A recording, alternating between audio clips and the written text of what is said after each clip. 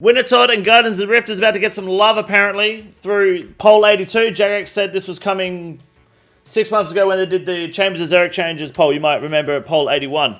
Possible controversial questions in here, so hold tight. If you don't know what to vote on, just vote what I vote on, because I've always got the best and most educated opinions in the community. And if you disagree with me, that's fine too. You're entitled to the wrong opinion. So, Poll 82, minigame makeover.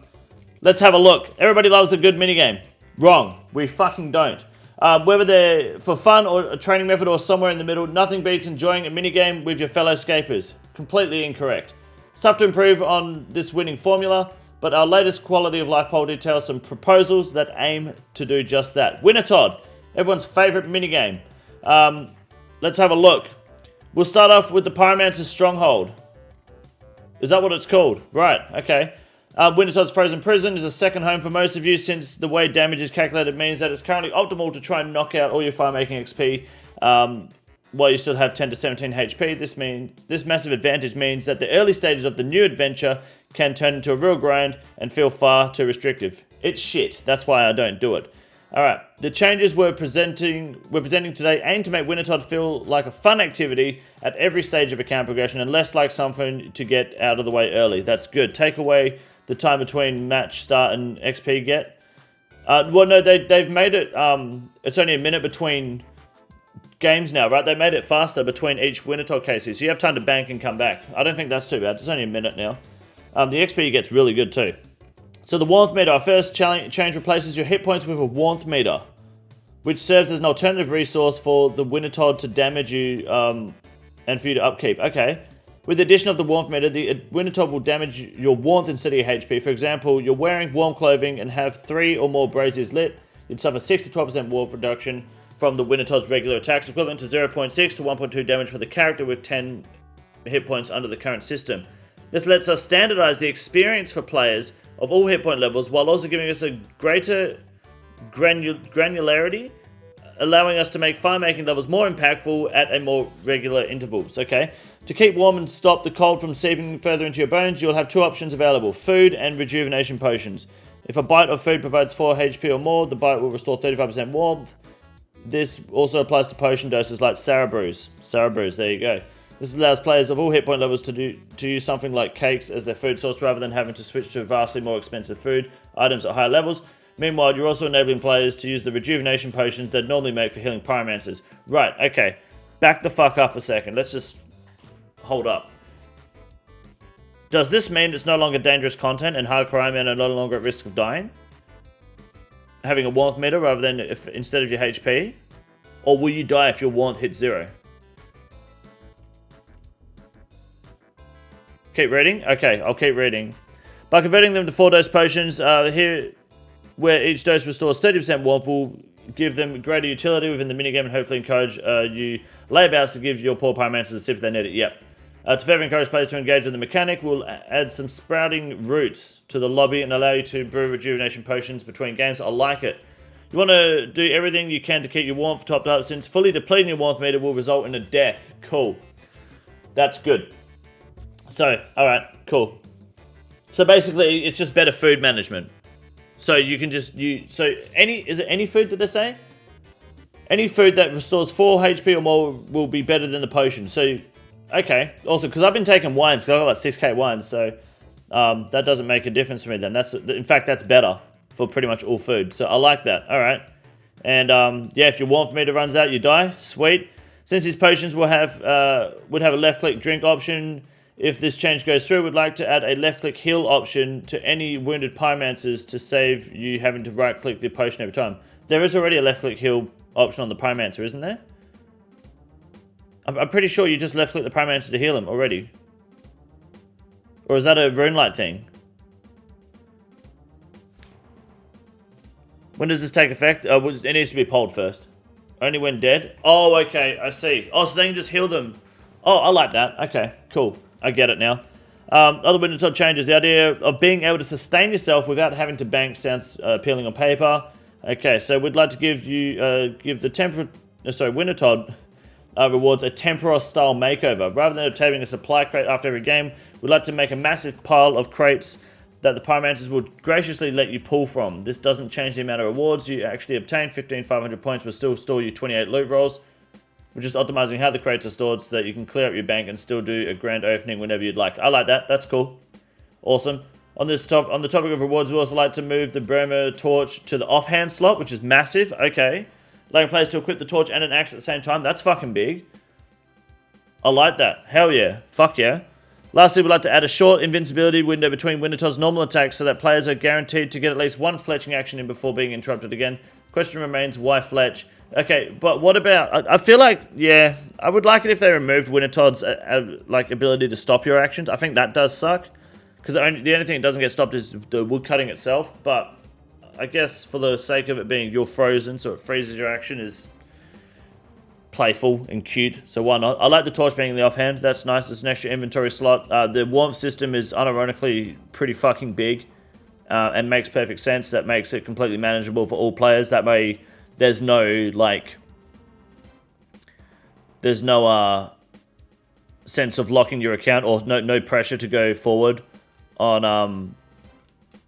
an early level account. Thoughts on the Behemoth Bands video from 2 days ago? I don't watch Behemoth videos, so I couldn't tell you, man. I haven't got any thoughts. I can check it out later, though, if you want. I'm more than happy to. So we've got 4 questions here. Should we implement a warmth meter? Yes. Should we convert Wintertodt supply crates to pile of crates? Yes, I like that. The Burma Torch offhand? Yes. And the window of invincibility? Yes. All 4 questions are fucking yeses at the moment, for sure. Alright, Guardians of the Radiator. Here we go. For us, has been some time now. Says faithfully, it's everybody's favorite runecrafting minigame. I think it's the only runecrafting minigame. Admittedly, it's the only okay, there you go. But there's no denying that it's boosted runecraft up from the favorite skill ladder. Yes, it has, absolutely. That said, it's not entirely about issues. For example, it tends to be tackled in mass, in mass, is that what it says? In mass? On specific worlds, whatever that means. Which can lead to games ending prematurely when players do the bare minimum required to get the XP drops before standing AFK and watching the world burn. Yep. To fix this, we want to change Guardians of the Rift scales in the effort to reduce the impact on players who aren't actually contributing to the total score. Scaling and player catch. If this change were to be instituted, when a game has more than 20 players, every player beyond the 20th would result in a 20% scaling penalty. The assumption is that not every player will contribute fully to the game. For example, 100 players in a game after the change would scale components like number of abyssal creatures to 84% of the current behavior. The first 20 players give 1% each, 80 players give 0.8 each, totaling to 84%. Okay, fine. If a game starts with fewer than 100 players present, the game will remain locked after starting. This prevents strangers from joining a small team Guardians of the Rift run while in the progress. Okay. If the game starts more than 100 players present, players can enter and leave the game at will rather than accidentally clicking on the barrier at the start of a game and having to wait 10 minutes before they can do another one. Alright, fair enough. Additionally, the Great Guardian will dynamically recalculate the amount of charge it currently has and how much more charging it requires whenever a player enters or leaves the minigame, so you shouldn't even notice things changing. By assuming some players will not contribute, we should be able to reduce the impact on fewer games ending early as a result. Additionally, it will become much easier to get into a game and on dedicated worlds even if you miss the start by a few ticks. Okay, that seems totally fine. But I mean, that just sounds like mass worlds will be less cancer, so yeah, that's huge. They should make it so you don't get hit by the introduction with full pyromancer or something. That would be cool, yeah, for Wintertodt. I agree. I like those changes, sure. I don't really notice it. I don't know if I will notice it when it comes in, but that's good. Outside of the minigame scales, we've got some changes to how you use your cells to fortify barriers to create guardians. Alright. Currently, you use your cells ideally charged by the higher runecraft altars to build elemental and cataclysmic guardians up to a cap of 10, or charge the barriers surrounding the Great Guardian. To charge a barrier, you either need a higher tier cell or for the barrier to have taken some damage. Right, yes. This is either waiting around and hoping that you're the first to use your cell, or simply not using them in the first place. Yes. Okay, so what they're going to do is we're going to allow players to build barriers and guardians in between games, which technically you can already do. This activity doesn't reward XP and is primarily intended for players to give themselves some extra leeway in the early stages of the game. This would only let you make weak or tier 1 guardian barriers. Using the cells on the table would still wipe your inventory at the end of the game, but allow you to build these during the game startup without losing out on precious time spent mining guardian fragments. I don't fucking understand that one bit. What? You don't get XP, but this is what, for the sake of getting extra points? Or they're just going to let you do the barriers and the guard. Right, okay, so they're going to let you do the barriers and the guardians before the game starts. That way the game starts and you've already got the guardians and the barriers up. So basically what's going to happen is you're going to have 10 weak guardians right at the start of the game. And then you've got no good guardians to put out. And you're going to fucking go tits up and lose. Sure, why not just start with the barriers up? Like just up as level 1. Just have them full from the start. But, oh well.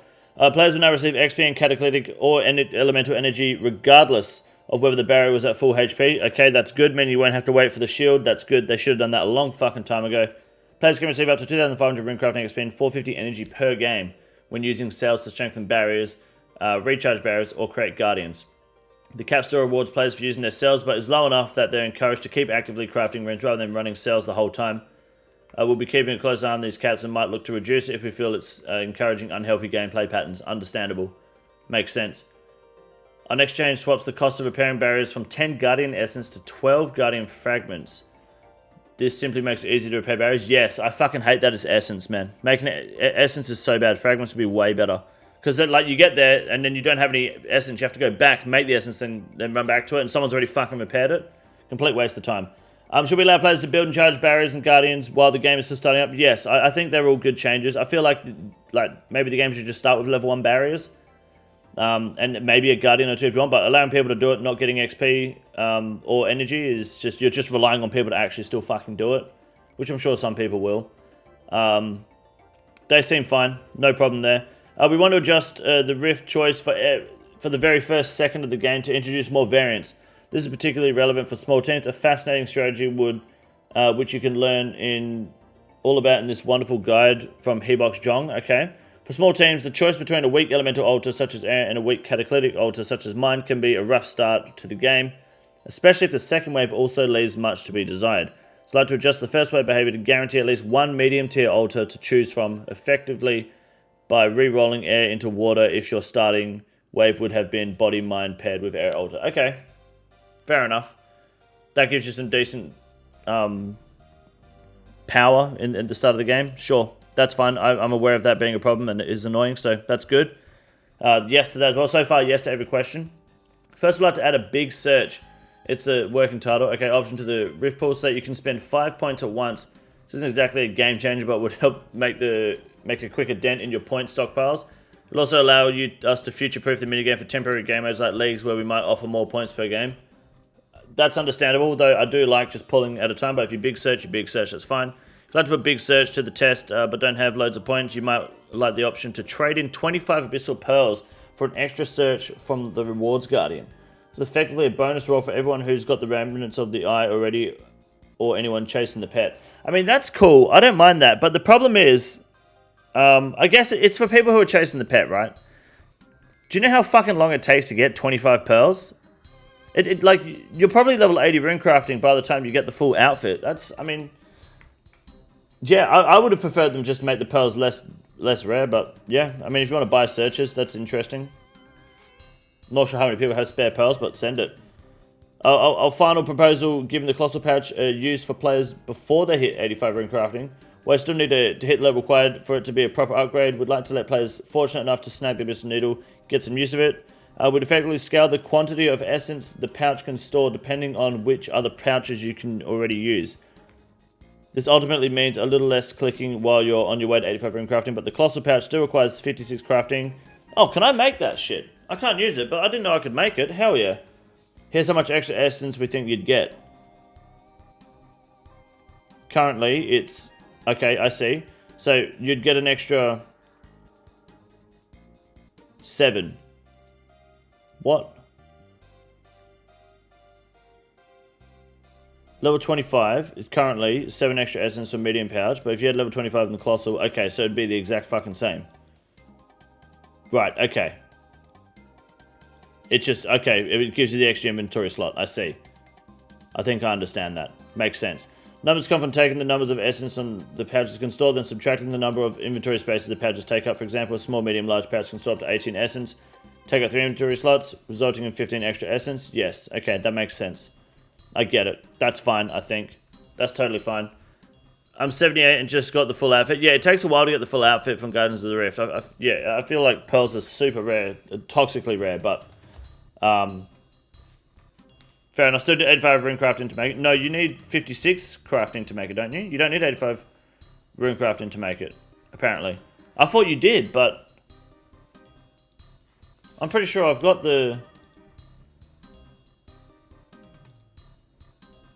needle.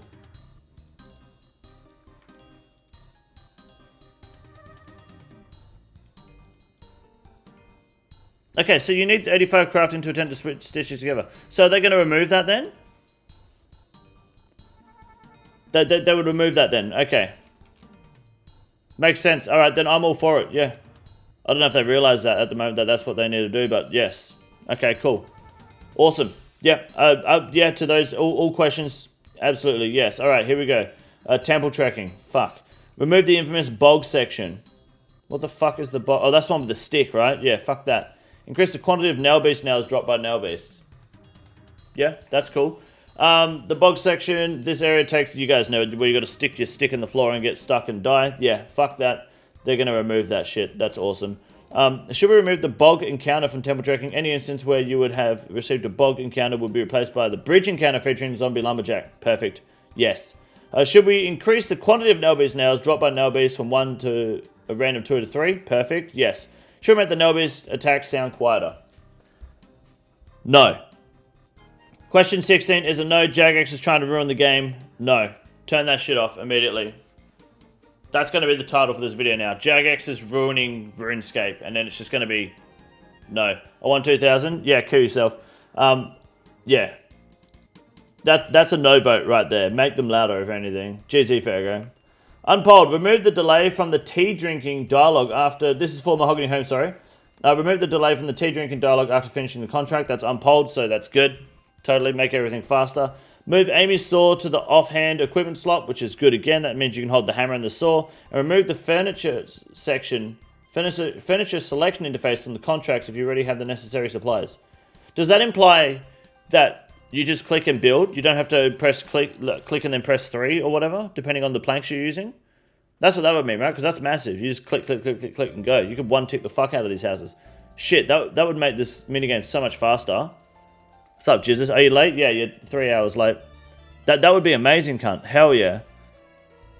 Yes and yes. Absolutely fucking vote yes to those two. For sure. LMS, here we go. Alright, add the Perilous Moons armor sets to the 75 defense bracket loot table. Sure. I haven't used them, so I don't know if that's going to make much difference.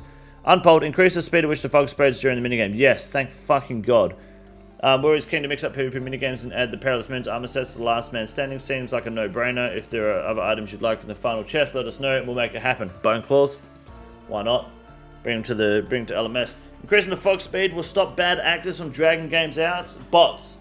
And, yeah, shit players. By hiding in the far edges of the map while the legitimate players kill each other off. Yep. I love how they say legitimate players. Jagex knows for a fact that these illegitimate players, these bad actors, yeah, they know it's a fucking bot infested. It's riddled with it. Jagex knows about the bot problem. 100%. By the way, don't get rid of the bots in LMS because otherwise the minigame dies. But get rid of the Terminator bots. Fuck those bots. These added benefits. The added benefit is that it will take less time for players to get into games they're actually trying to win. I agree. Yes. And should they add Moons of Peril? Yes. That's only to the max med bracket? Sure. Why not? Everything else. Adjust the Soul Wars mapping so that the blue side avatar cannot be safe spotted by red team players. Okay. Give players more pieces of 8 for actively making rum inside Trouble Brewing. Sure. Allow bounty hunter rewards to be used in PvP minigames. Okay. Add a quick start option to temper us for players looking to jump back into solo kills. Ooh. Okay, sure. Fair enough. Running us off on 4 changes that don't fall into neat little segment. Pesky buggers, sure. First change is that it's is about making the game more fair. Currently, it's possible for red players to say, oh, fuck that. Yeah, okay. Yeah, vote yes to all those. That's fine. And there's Valamore. Okay, there's more, guys. The last change isn't related to minigames at all. We want to run it past you before our next Valamore update. We've taken on a few sulfur N-words in Potsley. You may have scored a set of sulfur blades. I haven't. Next part of Valamore will introduce the ice M words, so we'd like to run a crush-focused alternative past you. The Glacial Tortellini. Okay. It's a pair of double-hitting tier 55 crush weapons whose stats otherwise mirror the Sulphur Blades. Are they any good? Like, does this matter? This sounds like it's just a standard two-handed weapon. Double-hitting nature of these weapons makes them particularly strong against the M-words who have a flat armor system slightly different to the typical MC defenses. Is that... Seems on par with Cudgel? Okay. Sure, I'm sure like Zerkers will enjoy that or some shit. Yeah. Good for mid-level accounts. Alright. Yeah, I mean, there's no harm in it. What we're going to do is we're going to vote yes on everything on this poll except for question 16. The nail beast nail attacks making them quieter. That's a no vote. Everything else votes yes, boys. If you want the nail beast nails sounds quieter, turn your fucking sounds down. Yes. Good poll all around. Big W. Let's play Theatre of Blood, please. This is the easiest room in the raid. It's quite simple. You got a big boy. Look at him. God damn. Fuck me. Look at that boy. It's huge.